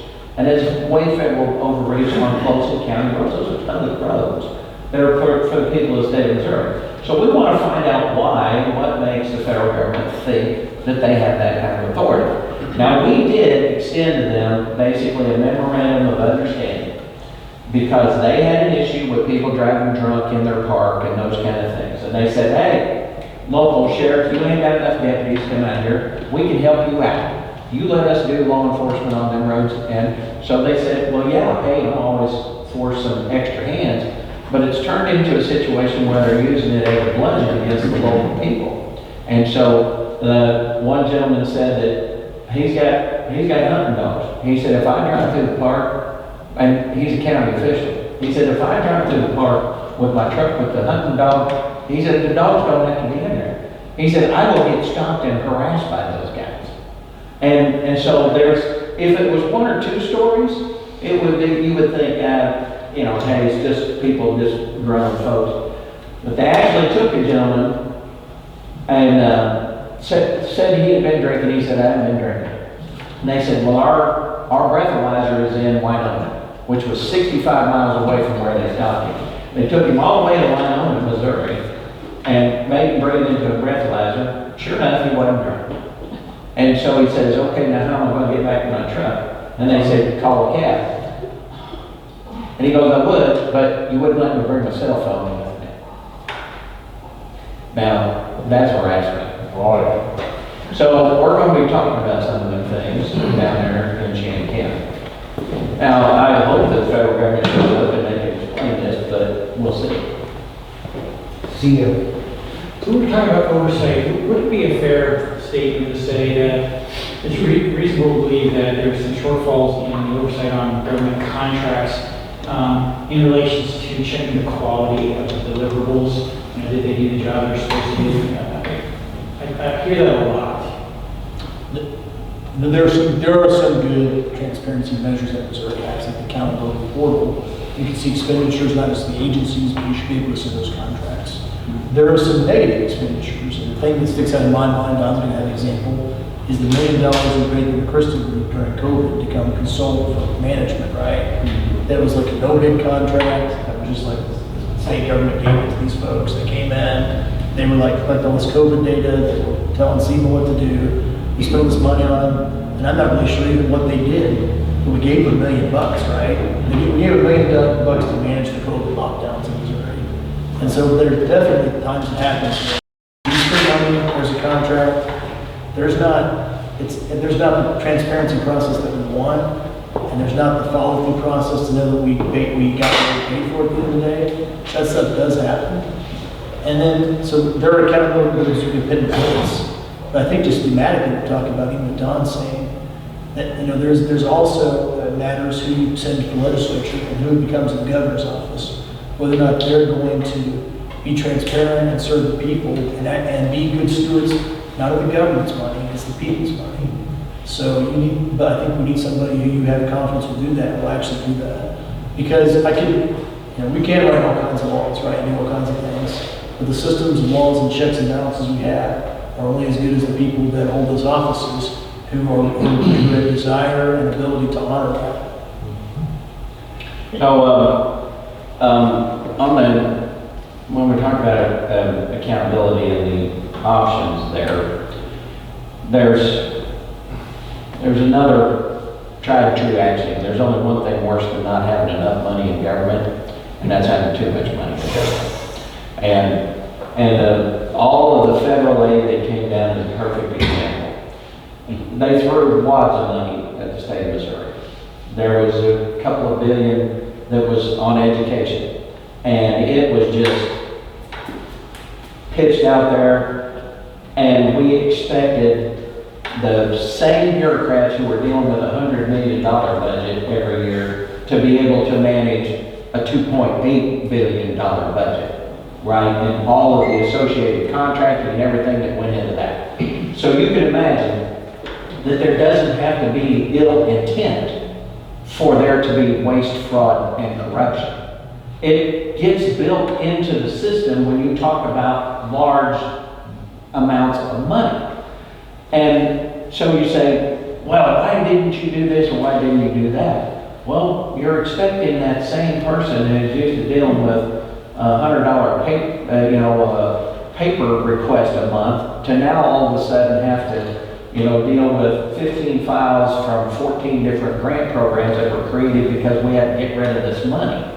And so another example of what Bill was talking about, we set up no bid contract for monoclonal antibody clinics in the state from an out-of-state contractor, and there was no vetting of that. But the reason there wasn't was because it was an emergency, right? We classified it as an emergency, and so therefore, COVID's out of control. We got to get these clinics set up. Well, as it turns out, we could have done the exact same thing in every one of our hospitals without the no-bid contract of the out-of-state provider. And so those are the kind of questions that somebody needs to ask somewhere along the line, which is have some accountability on that money. Because even though it wasn't your income tax, your state income tax, and your state sales tax, it's still money that you paid because you pay a federal income tax. You pay all those federal taxes too. That's still your money. And that's the one thing that I get sick and tired of hearing, and every time I hear it from somebody testifying, I point out to them, I'm sick and tired of hearing MoDOT's money. or conservation's money. It isn't their money. It's the people's money. And that's the way we legislators need to be looking at it. Because those were all collected from taxes. So a perfect example of what Bill was pointing out on the commissions. These folks who are appointed to these commissions are appointed by one elected person. There may be a variety of reasons why that person is picked to serve on that commission, and that's all fine and good. But there is no way for the legislature to get rid of those people. We can't impeach those people. They can be removed by the governor, but here's the reality. So Conservation Commission has a budget of about $180 million. Now which goes back a couple of years. At the same time they had a budget of $180 million, they had $172 million left over in the bank at the end of the year. And so the question was, that I had in the committee was, okay, so only one of two things is happening here. Either A, you're not spending the money the way the people intended, or you're getting way more tax dollars than you need. So wouldn't it be the right thing to do, the good thing to do, to give that money back that you don't need to the taxpayers? Well, we had a committee hearing on doing just that. We had a bill that would have put that tax back up to a vote. If you still love the tax, you can still vote for it. If you don't, then you can vote against it. And so the way that it was structured was an HDR, it would have come out as a constitutional amendment, was every 6 years, the people would get an opportunity to say yes or no to that sales tax, or change it in some form. Okay? Well, there was a whole lot of people that showed up to testify against that bill. There weren't any citizens that showed up, but there was a lot of other people. And they were all Sierra Club, Ducks Unlimited, folks like that. And so the committee vice chair at the time, he had the best question I've ever heard asked in a committee. And all these people were coming up and testifying why we needed this sales tax. And he says, hang on a second, before anybody ever testifies, I just want to see a show of hands. How many people in this room get a check from conservation? Every single one of them raised their hand. So that tells you a little bit of something. When you have too much money in a government department, then you can buy your friends. Is that what we intended whenever we voted for that? No, we didn't vote for it. That was our predecessor back in 1933. And conservation does a great job. I mean, the first time I got to hunt turkeys was whenever I was 13 years old. Because there weren't any turkeys in the state of Missouri. They do a great job. My point of the whole thing is that it's not supposed to be a for-profit business. Excess revenues need to be returned to the people, and that's just the way it is. Yeah, I'm for conservations too. You got power without accountability.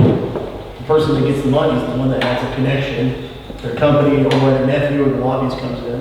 And that's that monoclonal antibody contract was. Didn't make any sense. There was somebody had to into the governor's office. And I didn't realize until I got it, there's just a circle of money. The lobbyists get money off the when it's appropriated, and give it back to the person who runs for office. It just makes this big circle like that, right? And then the person who's not in that league is you. It says, this is what we need. We need stuff. We need improvements in Dixon. Oh, we need. You're in that league because we got our hands that bad in pocket.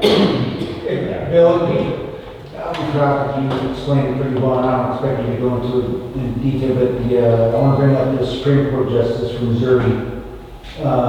There's 3 of them on the ballot. Yeah. How do we find out? They're all independent. They got to be independent. They're nonpartisan. Or nonpartisan. How do we? Because I searched for one today, but is there somewhere we can see how they ruled or how? Okay. Yeah. So there's lots of different ways you can do it. There's different groups, and I can send you some links that they say. Here we rank the judges. We say what governor selected them. We say here's how they rule the things that are important to that association, that group. If you like, for example, if you want to talk about the Amendment 3 rulings, or the ruling about the sheriff's service, you look at that case is there on the website. You can see how each of the justices voted. Find the issue important. Just find the issue important. You can find that case. You can see how the judges voted. In Missouri, the governor just doesn't pick outright. In Missouri, so there's 7 members of the Supreme Court. if there's a vacancy, there's a commission of 7 people. 3 are appointed by the governor.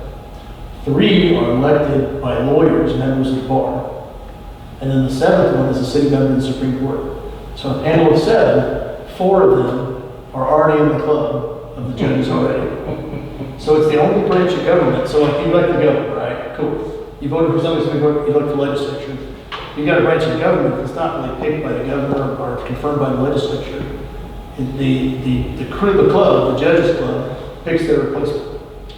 And so there's a retention vote, but it's very, very rare for a judge not to be retained, because precisely the point you made, which is you kind of know what your governor's doing there. You kind of know your state rep. Nobody has any idea about the judges, right? So people have usually retained the Supreme Court judges. But the Supreme Court judges have a lot of rulings, just in general, just generally speaking. There's a lot of rulings the Supreme Court judges have that I don't agree with in Missouri. Like, you know, the thing that you had, that's a good point too. Remember there was bond, and you had to release people on bond? Yes. And they said that you had the circuit judge, the associate judge in the opinion, that they had to consider how much money the person had to set their bond, not how dangerous. That's the biggest one is no. Yeah, so look, I'll just find that ruling when I send it to you. You see somebody's name, but so that right there. So we tried to fix it, by the way. We tried to pass a law that said that the judge had to consider danger to the community first, risk of coming back to court second, and then all other considerations after that. The Supreme Court disagreed because we were trying to countermand the ruling. The ruling on to get rid of the bipartisan commission and have a demographer. The ruling on this is the abortion and like rewriting it, right? There's all kinds of stuff you can think of. Medicaid expansion. That here's the one, the first people rule that how to cover abortion. They said that we could not. They said it was unconstitutional for us to defund Planned Parenthood. We had a statute that you couldn't do it. The Supreme Court said no, the legislature has to fund it. We still voted not to fund it, right? But they gave us a court order saying we had to vote on that. There's all kinds of stuff. So like, I think I can send you a resource you can look to how appointed, but if you find a case like that, just go look it up. And you can see Judge so-and-so voted this way, Judge so-and-so voted that way. But people don't really realize that in Missouri, like the judges are their own, the judges pick themselves, they pick their own place. And there's no way changing. Yeah, it's constitutional. So my first talk about fighting everybody, every year I filed something where I made everybody mad. It's my first year, I was like, hey, this is Jack, I'll just take it. Let me tell you, you got a few minutes? Okay. So I don't want to reveal this to you, but I'm an attorney. I was really afraid to say that. Just me and Abraham making a difference. So I did, every year we have to do DEI training as a lawyer. The Supreme Court put that on there. CRT, right? So I was like, okay, I was doing my year, this is where I was running for office. I did my yearly training, and I thought it was really offensive. It was like really racist. And it was like messed up. They were teaching, it was like communism. I think it's racist to say everybody's bad because they're black or black or black. But they were making her take that. So I almost filled up the survey that was like, you guys have gone way too left and low at the Supreme Court. But then I go, no, I'm not going to do that. I'm just going to file a bill to change the Constitution. So I tore that up, and I filed a bill that said that process is gone, governor appoints, Senate confirms, right? And man, like, that's how I met all the Supreme Court judges in Missouri. Because before I knew it, I was like, the speaker was like, hey, the Missouri Supreme Court Chief Justice wants to take you out to the country club. And they were all telling me how that was a terrible idea and stuff like that. And I was like, well, I think your rulings are terrible. And so like every year, it was true. And I was like, well, I'm still going to do it. I'm just going to wait till I can do it to amend it a little bit. Because I think it's messed up that you have, like, the lawyers, totally in Missouri, police themselves. Which whatever their association would like. And they write substantive law, just like that bond thing. Right? That was not a law. We didn't pass that statute. People didn't want that. There are people who bloodied people and they got out the next day. Because the Supreme Court said if they're poor, you gotta let them out. Right? That's messed up. So I just told them, and I got to go, I'm still gonna work on it. But it was like, every time I do something, and I didn't realize how my bills are controversial. I'm just like, there's a problem. There's a whole branch of government's unaccountable. Let's get some accountability to the people. And then boy, do I meet everybody in Jeff City, right? And then some people were like, they're like, can you get your law license, whatever, how many? And I was like, well, okay. But now they're really nice to me, just for the record. Now all the Supreme Court judges in Missouri are super nice to me.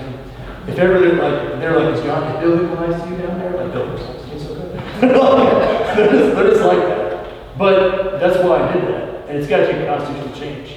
But just like, and we've been dancing around it all night, but we passed this stuff in the House. It goes to the Senate, and the Missouri Senate It's not like the Republicans and conservatives are really in charge. Every single senator can speak as long as they want and kill any piece of legislation. So it takes one senator from St. Louis, or it takes one senator they're not really conservative, right? They're Republican. And they just did what I said. They live in the high life as a senator. They don't care anymore and somebody whispers in their ear. Whatever, take your pick of big interests that we don't like, right? China-owned farmland, the Missouri plan, take your pick. Identified illegal aliens on the Illegal driver's aliens, license. there's just one senator who knows. I think I'm gonna read a book when that comes out and they kill it, I right? cannot believe what I'm sitting here hearing. This is blowing my mind. I mean, this. So he didn't tell you the best part of his bill. You realize that the justices aren't subject to gift restrictions like we are in the governor is. Yeah, so I put a phrase in there that you could, because you can, and they are, there's cases like that, when there's this appellate judge, and they go take it to a hunting trip or whatever the lawyers do, and then they go hear their case, like after they took a bear hunting. And so I put a provision that you can't give a judge a gift. We have a provision like that. If you're a lobbyist principal, you can't give me a bottle of water. It's unconstitutional, right? You can't buy me dinner. I can buy my own dinner, but you can't buy me dinner for doing dinner. It's against the Constitution. The judges don't have a rule like that. So that was one more reason that they were just kind of interested in it, right? Because I put on there, no judge can accept a gift from anybody. You know, or I think it's a party in a case, somebody before you, a lawyer, they can't give the judges any gifts. Or their relatives. Yeah. You know, Mike brought up something a while ago about the small towns having problems with infrastructure, all kind of constraints that small towns have now. And some of it is of course money related, but some of it is that, you know, we have a very constrained labor pool that's available, and all of us are trying to draw from that same constrained labor pool, whether it's having appropriate licenses for a police force, appropriate license to run the sewer plant, you know, whatever those things are. And I know it's not something that's going to happen before election time, but down the road, I think we need to be looking at how we can have some regional assets that we draw on, and so that there is a Dixon police force, but there are some other folks that are within the county that can augment that from time to time. Also, with the infrastructure thing, that we don't have asphalt equipment to do things on the streets, and so if there was a regional controlled maybe by the county or whatever that had some of that specialized equipment that we could call on, you know, periodically to help us with those kind of things. It would help the budget in a small town, and it would make life better. You know, we'd have a better quality of life here. So Mike, I heard about this program that's similar to what you're talking about. And it started actually with the National Forest Service. They recognized that they couldn't have equipment at every location in the entire state of Washington or whatever to fight a fire. And so they had a contracting relationship where, you know, they would have contractors bid on how much an hour for a bulldozer, right? And so whoever had the lowest bid was at the top, and they got called first. If that guy was busy, they went down to the next one on the list, et cetera, et cetera. And so they knew right away what they were going to have to pay for the bulldozer, and they had a list of phone numbers they could call and work their way down the list. Very good idea. But the biggest power that folks have, and they don't realize they have this power, but it kind of works like this. If you spend $1 in a bond issue, 98 cents out of that dollar, let's say the building school, 98 cents out of every dollar goes toward building the school. 2% is administration and bonding costs and those kind of things. You give that same dollar to the state of Missouri and you lose a third of it in just administration and waste. It's your government, right? You give that same dollar to the federal government and you'll lose 2/3 of it in waste, fraud, and corruption. It's just the way it is. We assume that that's the way it's going to be. We've all heard about $70 a pair of pliers for the Army, right? Same kind of thing. Well, the moral of that story is to keep that money, collect and use that tax at its lowest possible level. That's where you get the highest efficiency out of it. And so bond issues are the best way to do that. Our biggest problem is that just about none of our small communities can do any of that work without applying for a federal grant that always has strings attached to it. People forget that that's their money. That's our money, right? And they're telling us how we can spend our money, right? Instead of vice versa. We telling them. And truthfully, I know we've talked around this the whole night, but that's how we get back control. And yes, you're right. You send them up to Washington D.C. and something happens to them. They get a frontal lobotomy or whatever. I don't know what it is. But all of a sudden, they turn into something else. Right? I remember one U.S. congressman that we had here that was very popular. And we voted for him every 2 years. And guess what? He went and served 26 years up there and had an average salary of $167,000 a year. And left the third richest man in serving in the U.S. House of Representatives. And he left Missouri as just some poor country lord. Now, you got to keep in mind at the time, Nancy Pelosi and Darrell Issa were serving in the U.S. House of Representatives, and both of them were billionaires before they came in. So how does he end up on $167,000 a year, end up being the third richest man in the House? Well, he served 26 years. And trust me, I was up in Washington, D.C. at about that time. It costs a lot more than $167,000 a year to live in Washington, D.C. They don't get paid well. And so Bill brought out the exact problem. Lobbyists. When you talk about $36 trillion in debt, how do you think we got to $36 trillion in debt? Somebody had to write that check, right? Somebody had to pass a budget bill. It's just incentivized to grow itself, always, right? And so they're taking that money from you to grow themselves. But they're not even growing themselves for the common good. They're growing themselves for specific interests, right? Interest groups and interests. Which is totally like, I'm not against any company making money. Everybody can make money. But it should be not like the government saying, we like your company, we're gonna give you a bunch of money, you're gonna get, and all your competitors use. It should be like which we don't have, a fair system. Go start a business, make money. But what that we have a system is you're connected, your industry, your business succeeds.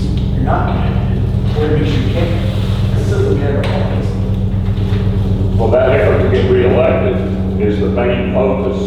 And so that's the very first consideration is, what do I have to do to get reelected? And then how do I play that? And so then you got the lobbyists coming and you got all that campaign contributions and all that feeds that. So that's the very most important thing. You know, I noticed something interesting too. This is my observation, is that there are a lot of people who make that calculation. They sit there and they go, well, I really need this, whatever, I need that. I need this campaign support. We're thinking about their election. They're freaked out about it. And they don't just go, wait a second, this is past the, I got aunts and uncles and cousins here in Dixon. I go back and I go, what do you guys think about that? He's passed that test, right?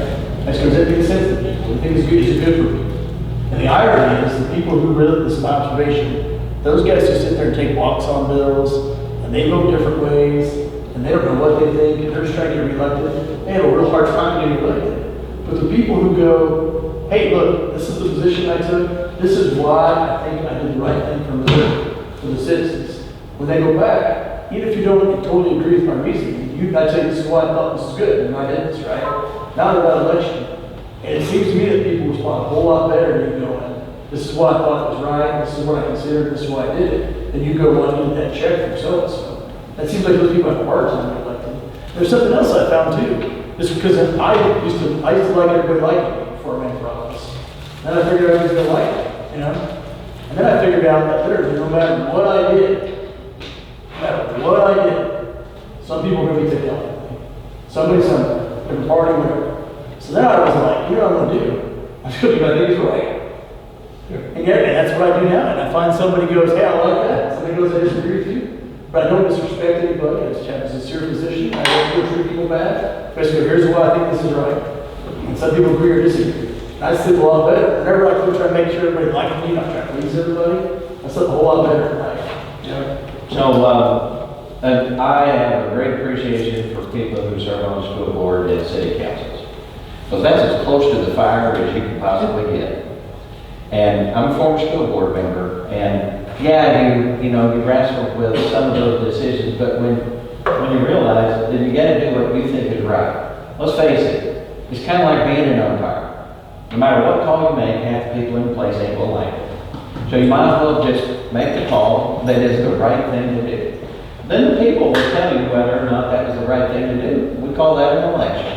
And so I ended up with the second highest vote total in the history of the particular school board, and made my second election. So what did I do different? I didn't do anything different. I did what I thought was right. And that's really the secret, and we're pointing it out. We have a member of the House of Representatives takes a walk on every, what we mean by taking a walk is, before the vote happens, he leaves the room. Takes a walk on every bill, because every bill in his mind is a hard no. Right? and I hate that. What is sitting up there for then? Well, yeah, something you got. But I hate that term. I hate that term hard vote, right? They're constantly telling us, well, we don't want to do that because it's going to be a hard vote for people. And it's like, well, everything is a hard vote for somebody. And so, whether or not it's a hard vote, well, that's actually what we're up there for, is the hard votes. Those are the ones that we're supposed to be doing, not the easy ones. Anybody can vote for pay raises for deputy sheriffs, although that's probably a hard vote for some people. And so the reality is that, as Bill said, you do what you think is right, what you think that best represents your district. And sometimes you'll have folks that will disagree with your vote, but what I found is that I got a reason for every single vote I ever took. I may have to go back and look at my notes, but I can tell you why I voted the way I did. Now, you might still disagree with me, but most people who I've had that conversation with, they say, well, I don't like it, but I understand why you did what you did. Well, okay. The only thing I walked in that building with was my integrity, and I plan on walking out of it. And that is the only way that I can look at it. If it costs me an election, so be it. All right, we have time for one more question. All right. DOT gets their money from semis, right? Paying taxes. Some of them. Road taxes. Yep. How much does this town get of that? Well, not very much. Because those semis run up and down the street I live on all day long. They ought to be, the Department of Transportation ought to be taking care of that street. They ought to take care of this street because they run up and down it. We have what's called the CART fund, which was a trick years back in order to get people to vote for a gas tax. They promised them a certain portion of the gas tax would go to counties and cities. Okay, it's called the CART fund. And so the way the CART fund is, how they figure out how much of the CART fund you get in, let's say, in the county, is based on road miles you maintain. That's first. And the second one is assessed evaluation. Okay, well, you don't have to drive very far from here before you find out which counties get most of the money. So, the fringes of St. Louis is, I call it the home of the starter castle, right? They have assessed valuation in the rural areas in the billions of dollars, and we have in the millions, hundreds of millions of dollars in our rural areas. So to give you a little bit of flavor of what Bill was talking about a while ago, I proposed a constitutional amendment that would change the CART formula to just take 1%. Oh, I probably need to explain this part. It's broke up into rural and urban, not agriculture and urban. Okay, so rural means anything that's not inside of the city limits. Okay. So you take St. Charles County or Franklin County, one of them counties where there are bedroom communities for St. Louis, and they make really good money up there apparently because all these houses are huge, right? Okay, so compare that to Pulaski County where, we've got double wide trailers and 40-year-old ranch homes out in our rural areas. Okay, so all I wanted to do was take 1% additional of the gas tax and spread it among the counties based on the number of acres of agricultural assessment in your county. Because I think that's really what the people who voted on that thought they were doing. They thought they were dividing that money up into the agricultural areas.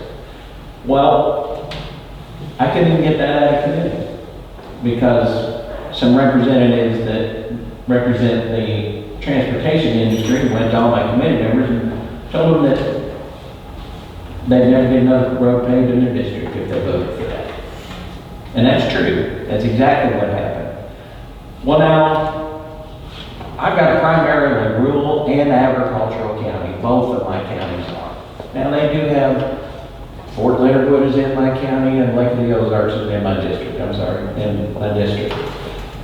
No, Fort Leonard Wood technically not, but it's in my county, my home county. But the reality there is, I came up with that bill because I recognized that that was totally unfair the way we divided that department. So our northern agricultural counties, their roads keep getting worse and worse, and their share of that keeps going down and down. Why? Not because there's less traffic on their roads. They still got the same combines and the tractor trailers that you were talking about, driving up and down their county roads that come apart every spring and every fall because of just the way the dirt is up there. And yet, just to do 1% was too much for the lobbyists to consider. Yeah. You know that those county roads, the lettered ones, were designed for a certain load, which was basically a single axle farm truck, and now they're running 18-wheelers. I mean, that's the only way they can manage to get the grain out of the field, get it to the elevator or get it to the bin or whatever, you know? And yeah, running ahead. Yeah. One of them at 80,000. You're up. Those are 100. Well, you're up to 88,000 now. Yeah. And Well, that's all right. They're running closer to 100. If at 8 o'clock, unless there's a crucial question, we'll end the question at this time. Is anybody going to want to get this last statement in, or? Good. I got one last remark, Matt, thank you. I've got $19.37 from Showman. I got my part of my card in. The next one is in Richland, 6 o'clock at the park, the community center, that's Tuesday. So if you guys can help us advertise, I'm sure you will want to attend something like this. You can come again also. So 6 o'clock next Tuesday. And I appreciate you all coming. Please take some snacks on your way. Thank you very much.